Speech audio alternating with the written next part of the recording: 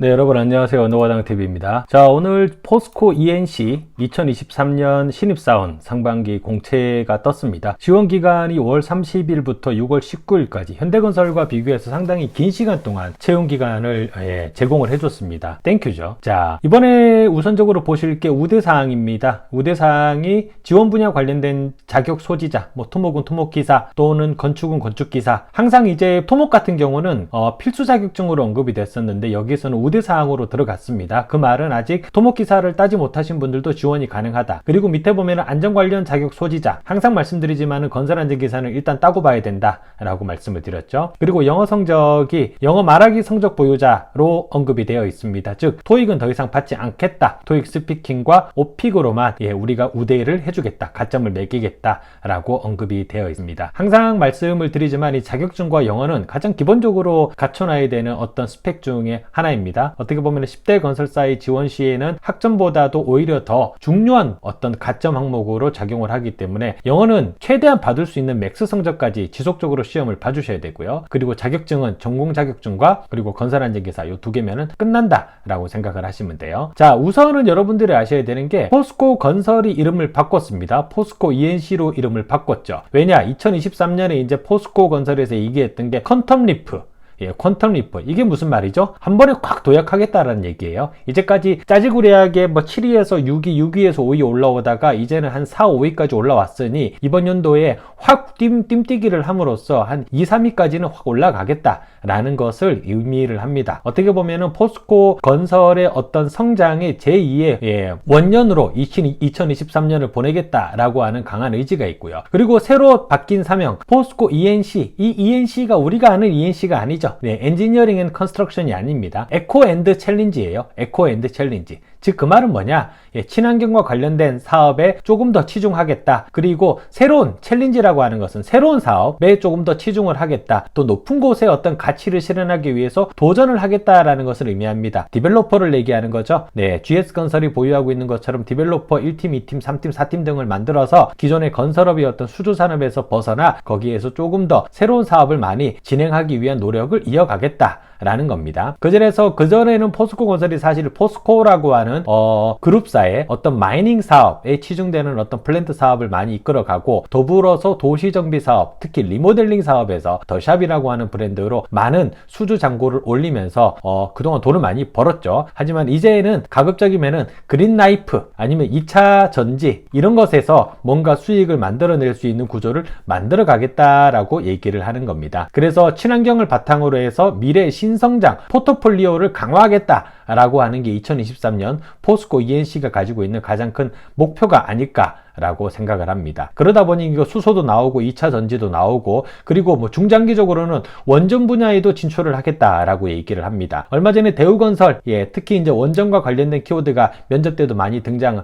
했었죠. 포스코 ENC는 원전과 전혀 상관이 없는 회사임에도 불구하고 원전이라는 단어를 언급을 하고 있습니다. 그만큼 원자력이라고 하는 게 가지고 있는 어떤 잠재력이라든가 성장 가능성이 그만큼 크다라는 것을 저희가 이해할 수 있겠습니다. 이번에 보면은 플랜트부터 모집 분야가 시작이 됩니다. 플랜트 안에 기계, 전기, 토목, 건축. 그 말은 뭐죠? 플랜트 본부에서 가장 인원을 많이 뽑겠다라는 겁니다. 기본적으로 국내 공사도 많이 있겠지만은 일단 플랜트는 해외 플랜트 쪽에 조금 더 치중을 하는 모습을 보이겠다라고 이해를 해주시면 될 것 같아요. 그래서 플랜트, 기계, 전기 안에 보면은 다 2차 전지라고 하는 단어, 그리고 원래 했던 화공 플랜트, 그 외에 산업 플랜트와 관련된 설계, 시공 관리, 즉 설계와 시공 관리를 구분하지 않고 일단은 멀티플레이어로서 뽑아서 향후 필요한 TO에 맞춰가지고 팀 배치를 하겠다. 그래서 설계와 시공 직무가 구분되지 않았다.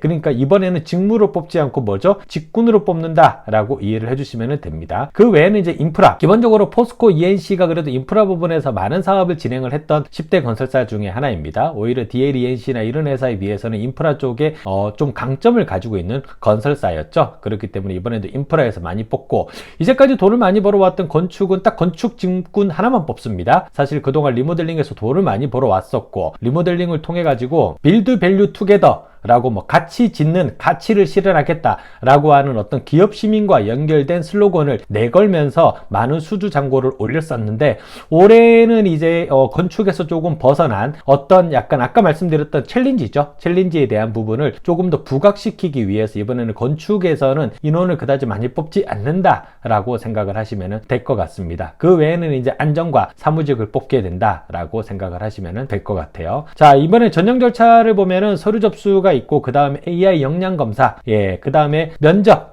그 다음에 마지막에 보면은 2week 챌린지가 있습니다. 뭐 이름이야 뭐 네이밍 하기에 따라서 달라지겠지만 기본적으로 뭡니까? 인턴입니다. 인턴.